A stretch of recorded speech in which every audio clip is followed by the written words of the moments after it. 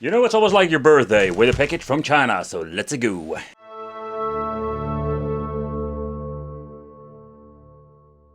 But I do wonder what kind of power are we going to have with this particular product. So we have reviewed all kinds of different devices, and also the configuration is slightly different. I mean, particularly when looking into the box itself, the controller, everything. So the compact cube design, the box is the same like all the other ones. So the game stick, I can tell you, man, this thing is huge. This is one of the biggest stick. It's also from the brand Mpown. I found it sound very difficult to pronounce. Nevertheless, and then we're going to get the plug and play situation. Again, just stick it into your USB port. Over here, we're going to get now a Type C connection. So that is new. Normally, always having the micro USB, two USB ports at the back.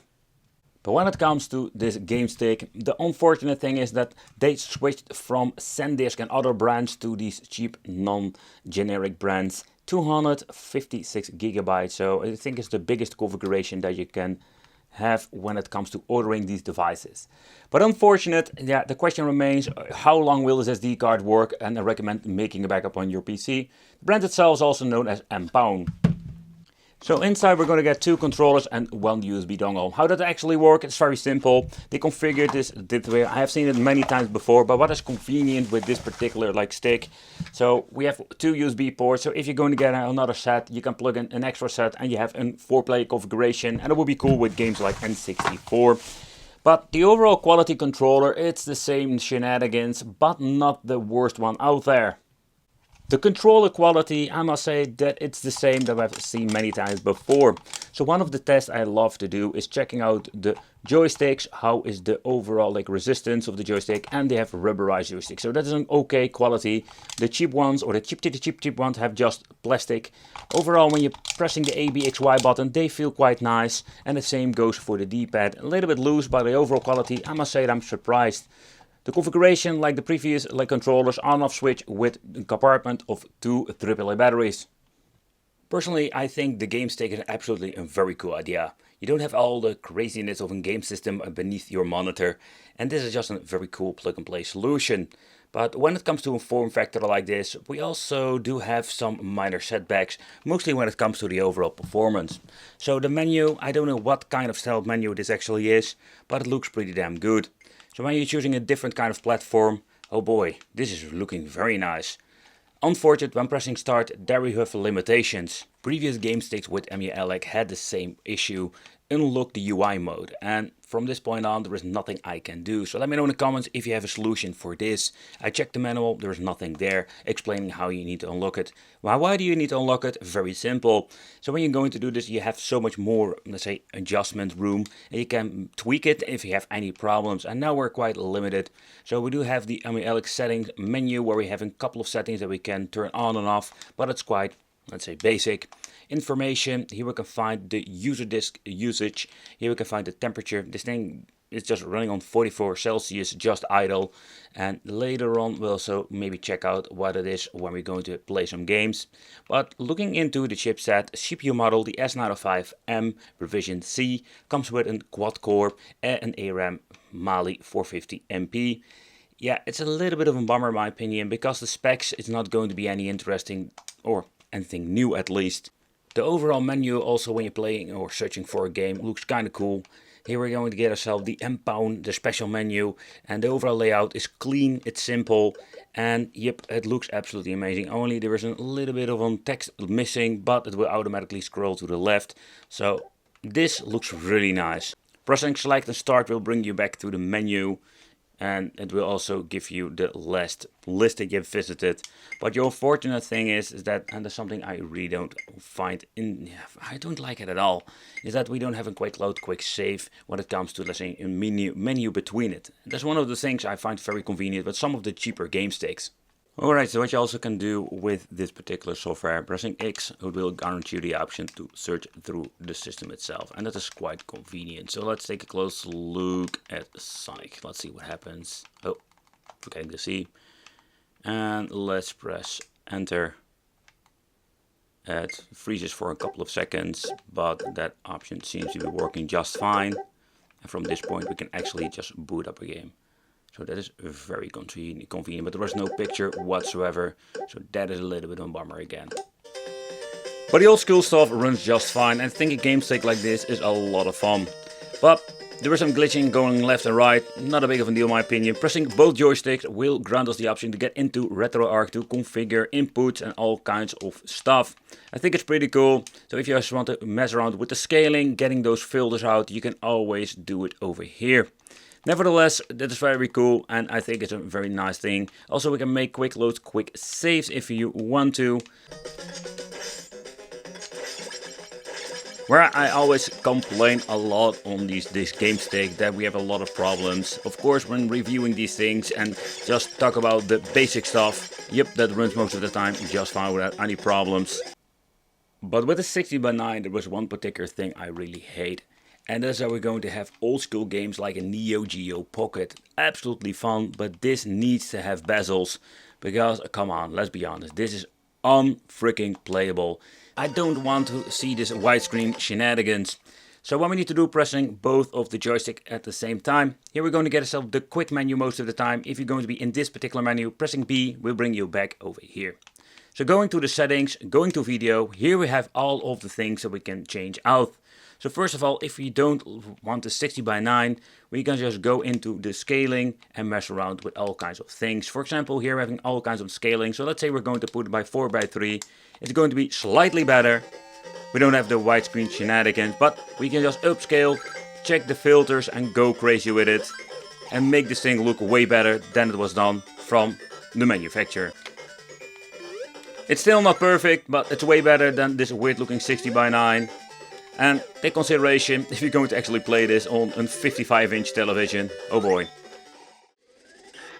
Teenage Mutant Ninja Turtles. Turtles in Time. It is absolutely one of my favorite games to play on my Super NES. Back in the day, I was just always like a Sega fan. I'm just going to be honest. Hyperstone, I basically played it later on some emulator devices. And then I needed to have it, of course. Because also the Mega Drive has absolutely some great touch to it. But when it comes to these older 16-bit games, you can just play them without any problem.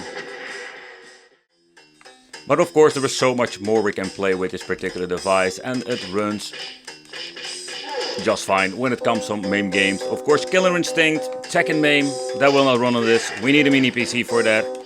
But just the basic games like in 64 Street, a lot of fun. I can tell you, the first time I ever played it was on my AdGames Ultimate Legend machine. It's such a basic game, but it's so much fun. But if you're absolutely a fan of Sega, like me, I must say that these games will run also fine. There are like stretch out 16x9, audio, no weird stuff going on. Next step, I just wanted to try out the 3D world. This is absolutely one of those games I also wanted to play, because back in the day with the cheaper handhelds and emulation device, they also have issues with Sonic 3, but also when it comes to the overall controls. This is a game you don't need to have any input lag or problems with the D-pad, and it works like a charm. Alright, so let's get into the PlayStation Portable, one of my favorite games, Tekken 6. Let's get into the emulator, pressing both joysticks. Here we can go into the game settings and mess around with it to a certain point. Frame skip I've already set to 1, and that's what we're going to need. The weird thing is, like, they put the 2x resolution PlayStation Portable on. That is kind of strange, because normally we don't have this set to that, only to 1x at least. Show the FPS counter so we can check out what kind of performance we're getting.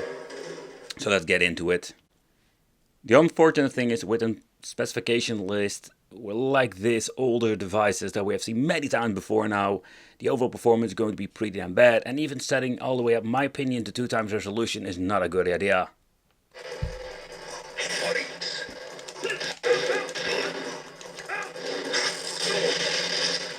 This runs really bad. Nightmare. So the first thing I already noticed that I did see a lot of glitching here and there, and that's one of the problems I've noticed.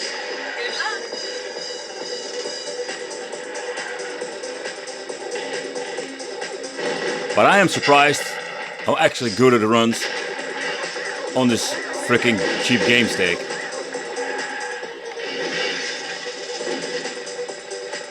So the overall configuration is not bad at all.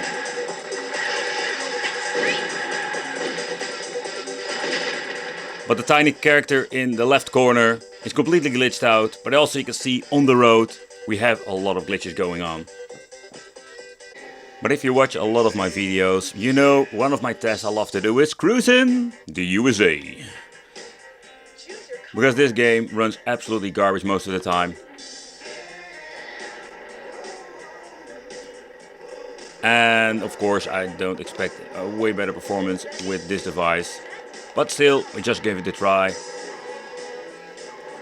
Alright. Yeah, there we go. Okay, I must say in overall performance I'm quite surprised. With the minor stutters here and there, it's not that bad. I have seen a lot of really bad emulation with this particular game. But if you want to play some N64, we need to have a mini PC. Those things have way more power and they can run N64 and native resolution way better. Oh, there we go. It freezes. Can I reset the system? Oh boy. Yeah, this also happens a lot. So let's reset this thing by turning my television off and on. Oh yeah. So in most videos I like to implement a teardown just to see how does this thing look in the inside and how the engineering has been done and the cooling of course. So first of all, it's a big stick. That's one thing to be sure. So what I understand of this is the antenna that they implemented with a tiny cable, and in here we're having the weight of it, and this makes sense. This makes absolutely sense now. This has a very nice weight, but they implemented a piece of metal with a thermal pad, so that is positive because you don't see this every single time. So the chipset is indeed correct, the S905MB model quad-core AM logic.